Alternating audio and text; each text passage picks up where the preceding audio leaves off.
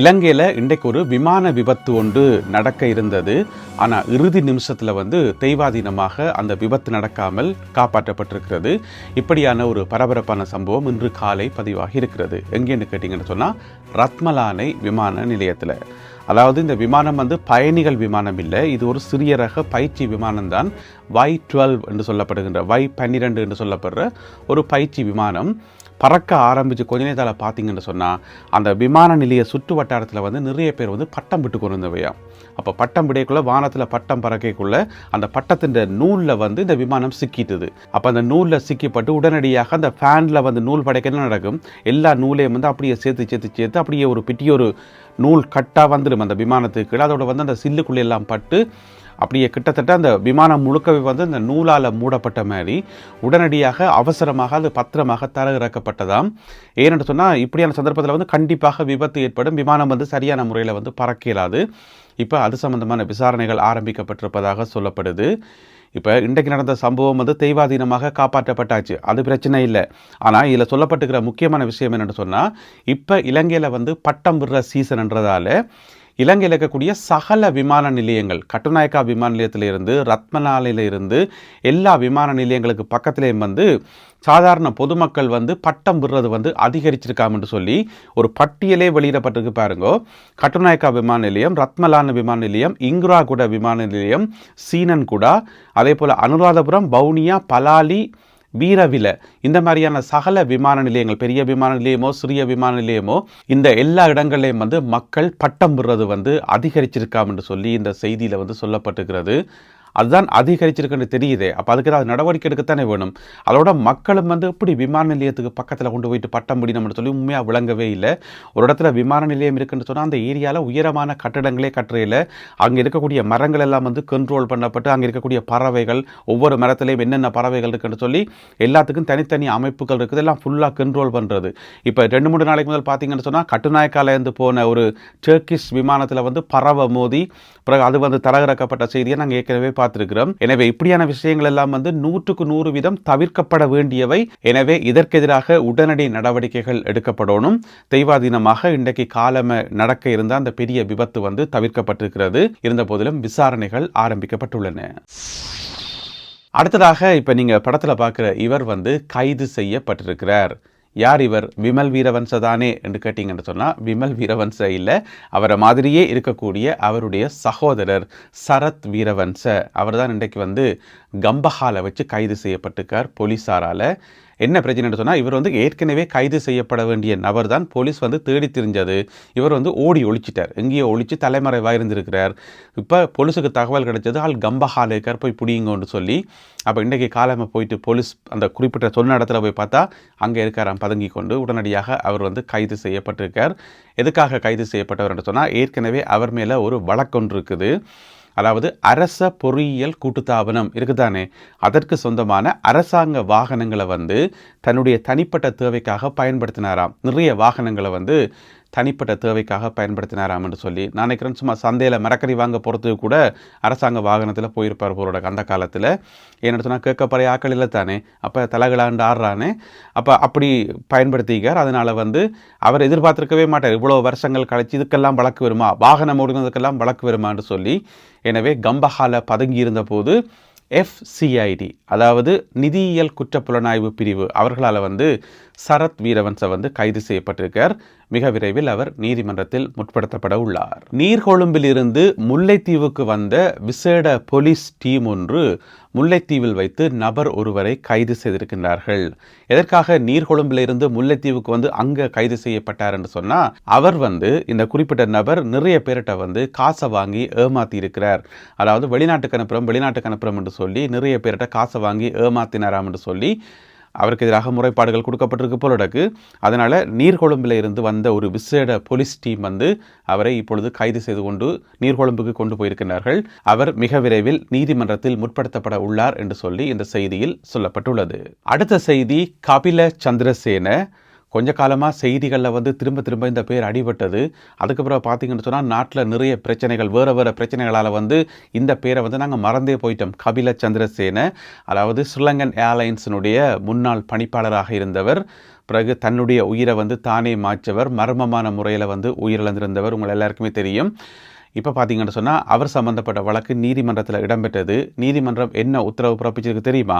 அவருடைய மனைவியை வந்து கைது செய்ய சொல்லி.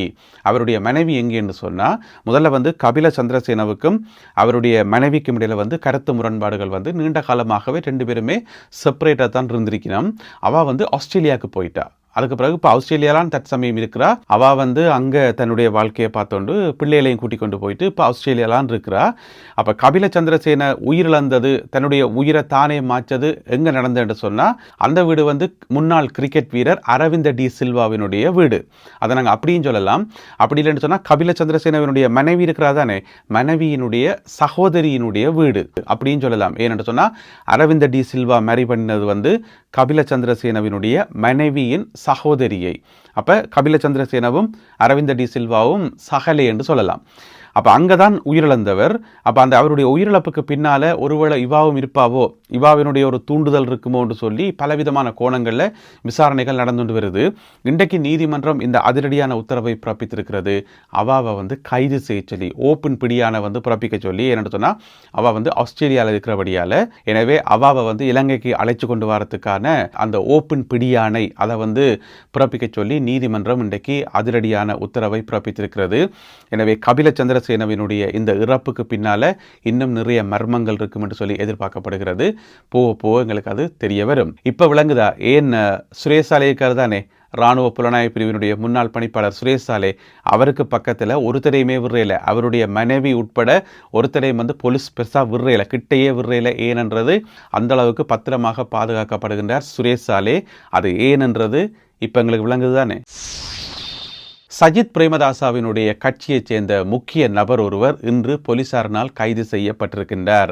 அதாவது ஒரு தொகுதி அமைப்பாளர் வந்து கைது செய்யப்பட்டிருக்கார். இப்பதான் 2 கிழமைக்கு முதல் பார்த்தீங்கன்னு சொன்னா அவருடைய ஐக்கிய மக்கள் சக்தி கட்சியைச் சேர்ந்த ஹொரணை அமைப்பாளர் வந்து கைது செய்யப்பட்டு ஏற்கனவே அவர் விளக்கமறியல்ல வைக்கப்பட்டிருக்கார் இந்த நிதி மோசடி பிரச்சனையால.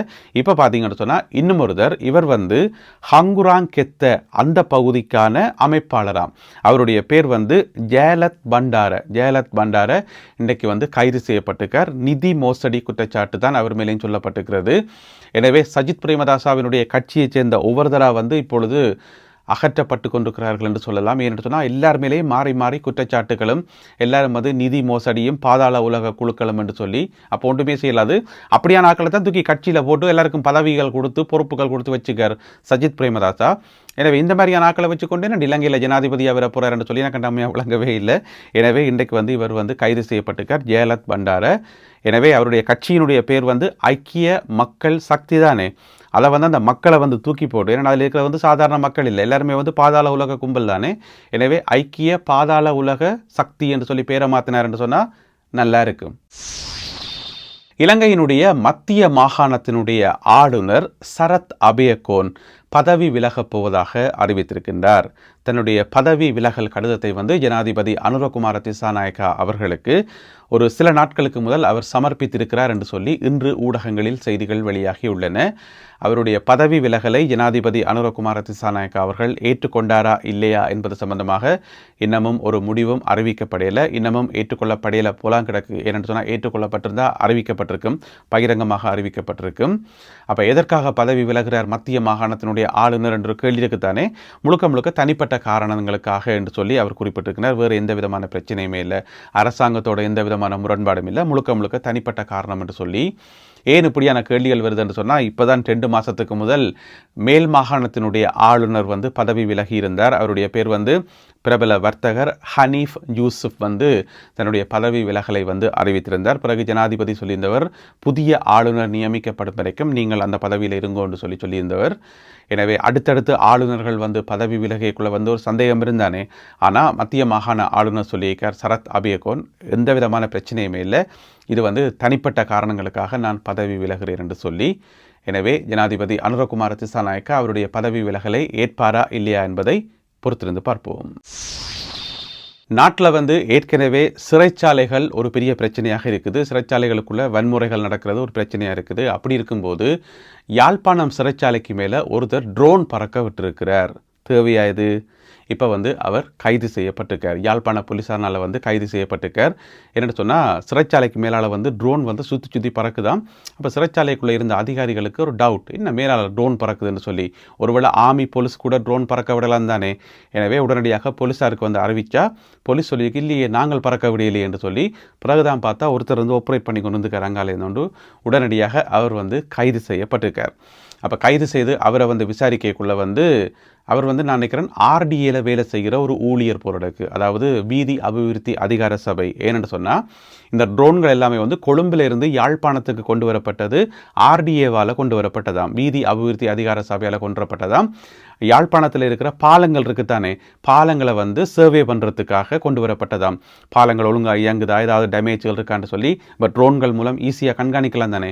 அதுக்கண்டு கொண்டு வரப்பட்ட ட்ரோனைத்தான் கொண்டு வந்து ஜெயிலுக்கு மேலே பறக்க விட்டுக்கார். ஏன்னா ஜெயிலுக்குள்ளே பாலம் இருக்கா, ஏன் அங்கே பறக்க விட்டாருன்னு தெரியலை. அப்படி பார்த்தா இதில் 2 குற்றம் இருக்குது. ஒன்று வந்து ஆர்டிஏக்கு சொந்தமான ட்ரோனை வந்து மிஸ்யூஸ் பண்ணினது, 2வது வந்து ஜெயிலுக்கு மேலே ட்ரோன் பறக்க விட்டது. எனவே இந்த 2 பிரச்சனைகளுக்காகவும் அவர் இப்பொழுது கைது செய்யப்பட்டிருக்கிறார். இதெல்லாமே வந்து முழுக்க தேவையில்லாத வேலை. ஏற்கனவே நாட்டில் வந்து ஜெயிலுக்குள்ளே வந்து இடம் இல்லை, அங்கே ஒரே பயங்கர நெருக்கடி. அதுக்குள்ளே வந்து சும்மா இருக்க மாட்டாமல் யாராவது ஜெயிலுக்கு மேலே கொண்டே ட்ரோனை பறக்க விடுவினமா, தேவையில்ல வேலை தானே. எனவே அவரும் வந்து இப்போ ஜெயிலுக்குள்ளாம் போயிருக்க போகிறார், ஒன்றுமே செய்ய முடியாது. இந்த காணொலியில் பகிர்ந்து கொள்ளப்பட்ட இந்த செய்திகள் தகவல்கள் தொடர்பான உங்களுடைய கருத்துக்களை மறக்காமல் கீழே எழுதுங்கள். மீண்டும் சந்திப்போம் உறவுகளே. நன்றி, வணக்கம்.